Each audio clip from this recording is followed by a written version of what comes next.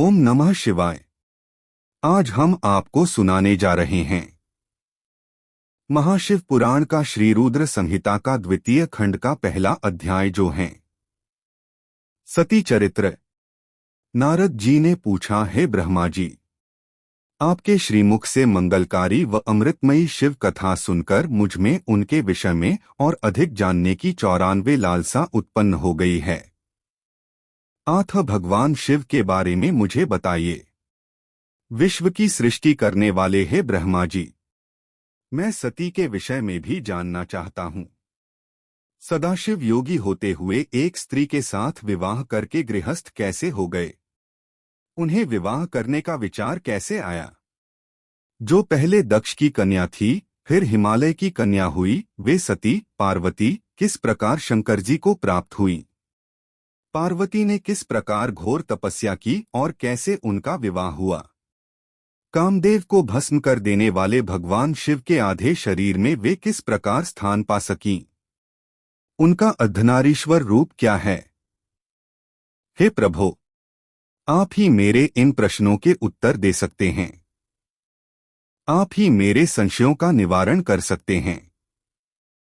ब्रह्मा जी ने कहा, हे नारद, देवी सती और भगवान शिव का शुभ यश परमपावन, दिव्य और गोपनीय है। उसके रहस्य को वे ही समझते हैं।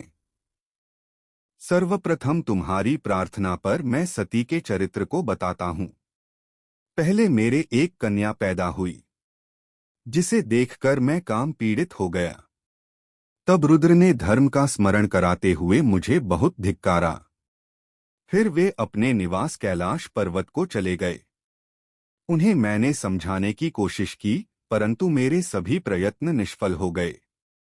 तब मैंने शिवजी की आराधना की। शिवजी ने मुझे बहुत समझाया, परंतु मैंने हठ नहीं छोड़ा और फिर रुद्रदेव को मोहित करने के लिए शक्ति का उपयोग करने लगा।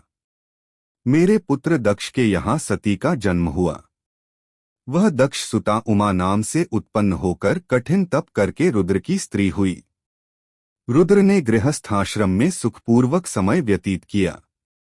उधर शिवजी की माया से दक्ष को घमंड हो गया और वह महादेव जी की निंदा करने लगा। दक्ष ने एक विशाल यज्ञ का आयोजन किया। उस यज्ञ में दक्ष ने मुझे, विष्णु जी को, सभी देवी देवताओं को और ऋषि मुनियों को निमंत्रण दिया, परंतु महादेव शिवजी एवं अपनी पुत्री सती को उस विशाल यज्ञ का निमंत्रण नहीं दिया। सती को जब इस बात की जानकारी मिली तो उन्होंने शिवचरणों में वंदना कर उनसे यज्ञ में जाने की इच्छा प्रकट की। भगवान शिव ने देवी सती को बहुत समझाया कि बिना बुलाए ऐसे आयोजनों में जाना अपमान और अनिष्टकारक होता है, लेकिन सती ने जाने का हठ किया। शिव ने भावी को देखते हुए आज्ञा दे दी। शिव सर्वज्ञ हैं। सती पिता के घर चली गई। वहां यज्ञ में महादेव जी के लिए भाग न देख और अपने पिता के मुख से अपने पति की घोर निंदा सुनकर उन्हें बहुत क्रोध आया। वे महादेव की निंदा सहन न कर सकीं और उन्होंने उसी यज्ञ कुंड में कूदकर अपने शरीर का त्याग कर दिया। जब इसका समाचार शिव तक पहुंचा तो वे बहुत कुपित हुए। उन्होंने अपनी जटा का एक बाल उखाड़कर वीरभद्र नामक अपने गण को उत्पन्न किया। भगवान शिव ने वीरभद्र को आज्ञा दी कि वह दक्ष के यज्ञ का विध्वंस कर दे। वीरभद्र ने शिव आज्ञा का पालन करते हुए यज्ञ का विध्वंस कर दिया और दक्ष का सिर काट दिया। इस उपद्रव को देखकर सभी लोग भगवान शिव की प्रार्थना करने लगे। तब भगवान शिव ने दक्ष को पुनः जीवित कर दिया और उनके यज्ञ को पूर्ण कराया। भगवान शिव सती के मृत शरीर को लेकर वहां से चले गए।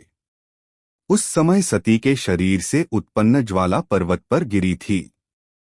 वही पर्वत आज भी ज्वालामुखी के नाम से पूजित है। आज भी उसके दर्शन से मनोकामनाएं पूरी होती हैं। वही सती दूसरे जन्म में हिमाचल के घर में पुत्री रूप में प्रकट हुई, जिनका नाम पार्वती था। उन्होंने कठोर तप द्वारा पुनः महादेव शिव को अपने पति के रूप में प्राप्त कर लिया।